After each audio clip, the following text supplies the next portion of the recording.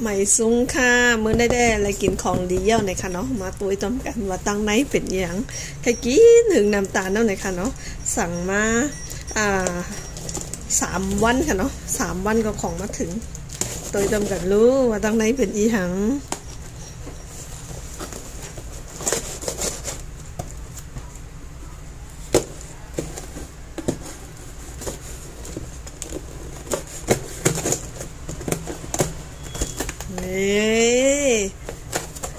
ข้าวซอยเลยค่ะกูก็เนี่ยข้าวซอยก็ตั้งผักส้มเลยค่ะนะให้กินถึงน้ำตาลนะวะอันนี้ก็จะเป็นข้าวซอยหนักข้าวซอยไต้หน่อยค่ะเพราะว่าอยู่เมืองไทยเนี่ยได้กินข้าวซอยแห้งข้าวซอยคนไทยเขากินก็เหมือนเบิร์นข้าวซอยไต้ค่ะเส้นมันเล็กแล้วก็ป้อนเหนียวค่ะเนาะแล้วก็เส้นมันแข็งก็ต้มถึงทำเป็นแบบเป็นถึงกับมุ้งค่ะมันเบือนกันค่ะนะข้าวซอยไต้เนี่ยได้กินน้ำมันนี้ไว้แล้วก็เศษมันก็เล็กใหญ่ค่ะเนาะหวานนะอันนี้ซ้ำแต่เป็นผักส้มเนี่ยค่ะเนาะสั่งมาผักส้มค่ะผักส้มเนี่ยก็1/2 โลเนี่ยค่ะนะสั่งหึงเลยค่ะเนาะ3 วันก็ได้ถึงแล้วค่ะแล้วนี่จะเป็นผักส้มเผ็ดส้มเผ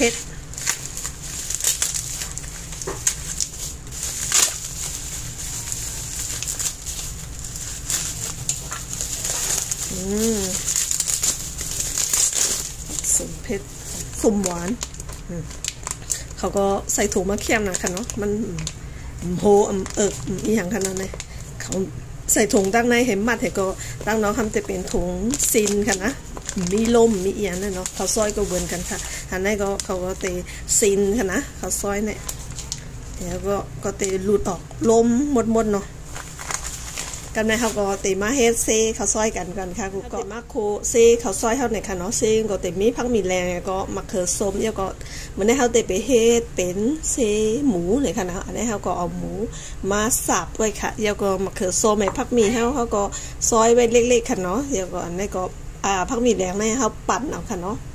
มันติดได้ง่ายเนี่ยค่ะเนาะมะเขือส้มก็ซอยไว้เล็กๆมันติดได้ซุกง่ายเนี่ยค่ะกันในเขาก็มาโคกันค่ะเขาติดตั้งมาไว้ก็ใส่น้ำมันเนี่ยค่ะเนาะน้ำมันในก็ติดใส่น้ำอีกนึงเนี่ยค่ะ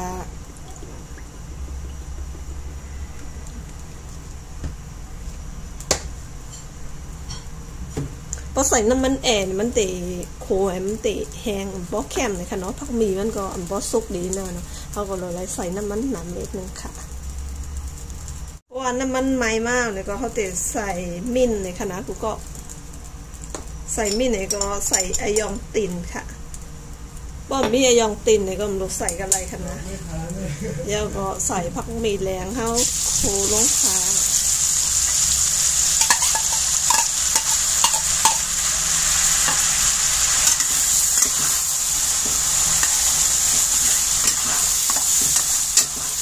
ว่าเขาใส่มีเนี่ยไอยองตินสีมันก็ติดได้ทางหมูค่ะเนาะก็ว่ามีไอยองตินเนี่ยก็ใส่มิ้นละลายด้วยกันลายอยู่ในค่ะเนาะก็ไม่เขาเจ็บโคให้พักหมี่เขาว่าซุกเหมือนค่ะทุกคน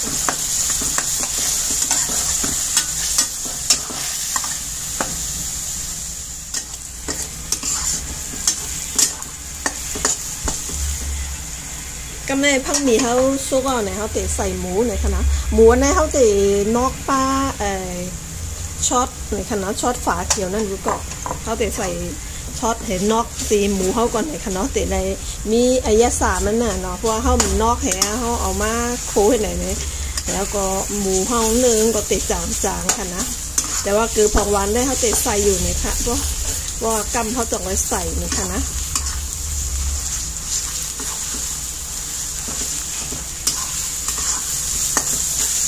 กำลังเขาก็เตะใส่มะเขือส้มค่ะนะแล้วก็จะใส่เกลือผงหวานค่ะก็เกลือผงหวานนี่ก็ใส่น้ำอีกนึงหน่อยค่ะเพราะว่าเขาเฮ็ดเขาซอยอันเขาก็ป้อลูเติมเกลือผงหวานมันเย่าเลยค่ะเนาะเขาก็ใส่ในเคมันให้มันเค็มหน่อยเนาะแต่ว่าพอมันจางเนี่ยก็ใส่แทงในเขาซอยเขาก็ไล่ค่ะ ก็ไม่เขาเตะโคไว้ให้มะเขือส้มก็สุกค่ะก็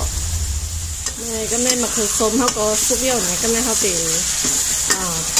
เอาเซเขาออกก่อนเลยค่ะนะใส่หวานเลยค่ะก็ไม่เขาก็มาต้มน้ำข้าวซอยกันค่ะก็น้ำเลือดเยอะก็เขาก็จะใส่ข้าวซอย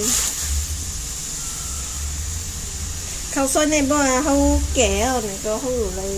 มัดให้อย่าไปให้ล้มเขาไรให้ก็ใส่ตู้เย็นไว้นะคะนะกูก็ป้อมใส่เนี่ยมันไก่ซาง่ายค่ะเนาะเพราะเขาเอามือเขากว่ายิบเขายิบออกเนี่ยมันซาง่ายค่ะป้อมนี้ตู้เย็นเนี่ยก็มัดให้มันแน่นๆอย่าไปให้ล้มเขาเนี่ยค่ะว่าอยู่กันไรก็ได้ค่ะว่าได้ป้น3 วันค่ะเนาะโมเดลค่ะว่าอันทานได้อยู่ก็เหลือให้ก็กินวันตา2 ตาก็ขามไรหมอกบานค่ะนะรสต้มหึงในค่ะนะกูก็ต้มหึงนั้นใกล้เปื้อไปค่ะเนาะเพราะเขาซอยมันก็นุ่มอยู่แล้วค่ะนะ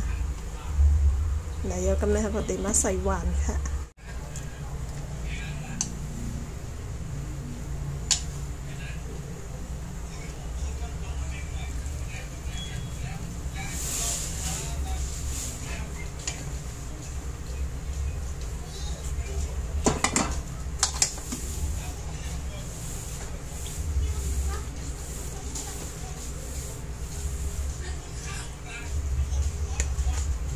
เมื่อได้กินหวานเล็กอินเลยค่ะเนาะเพราะว่าเตอกินเขาเย่าแหวก็เขามาส่งเทิงไงกูก็เขามาส่งเทิงบัดอินเนาะเขาเตอกินเขาเย่าไงก็ย้ำใครกินแทงไงก็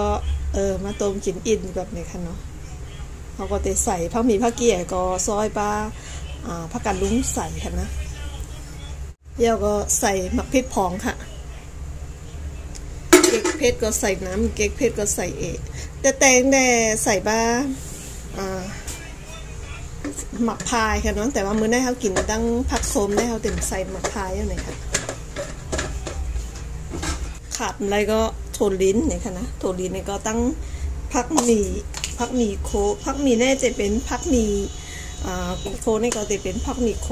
แห้งค่ะนะเขาซื้อมาอันแห้งอันบ้านน้ำมันค่ะเนาะตั้งเมืองไทยเนี่ยเขาจะขายแบบใส่น้ำมันค่ะนะเขาจะโคก็เย็ดน้ำมันไว้ก็ขายค่ะนะคือพองวันได้ไปดูใส่ก่อนเลยค่ะนะกูก็เพราะว่าเขาใส่ไว้ในเคเขาซอยยาเพราะว่ามันจางเขาจะไว้ใส่แทงเลยค่ะเพราะเขากึ่งกลางใส่มันเจียมแบบไหนก็กินได้ขนาดนั้น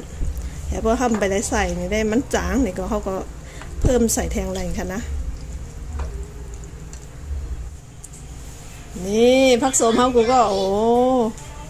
น่ากินวันน่ากินทั้งผักส้มแคมว่าแคมอะค่ะผักส้มเนี่ยเพราะว่าเขาซื้อมาก็เขาใส่กล่องไว้ค่ะนะอันมีฝาเนี่ยเนาะเพราะเขาจะเอียงตักมันก็อย่าไปให้มันเอียงค่ะนะเขาเอาอันมาไงก็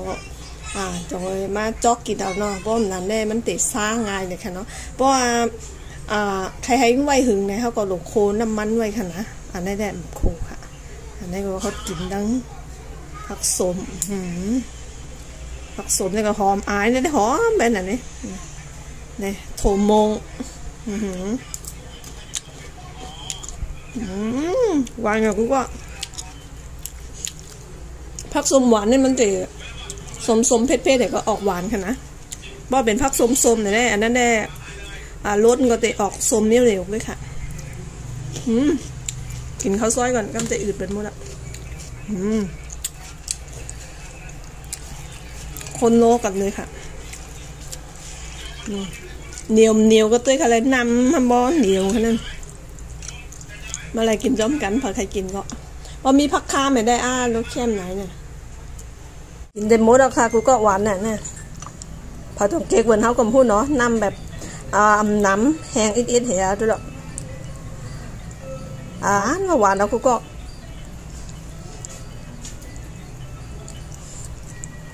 เกิดพองหวานเดิมรสแซวขนาดในเค้กนั่นก็เจ๊มากค่ะ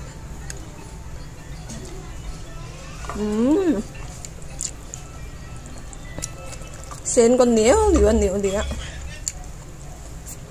ใ สังเกตว่าพอเก็ตคลิปหน้าเนี่ยก็อย่าลืมกดไลค์กดแชร์บันอีกหนึ่งนะคะยินจมใหญ่ๆน้ำตีเข้ามาตัวค่ะหมายสงค่ะย้อนกว่าย้อนกินก่อนค่ะกูก็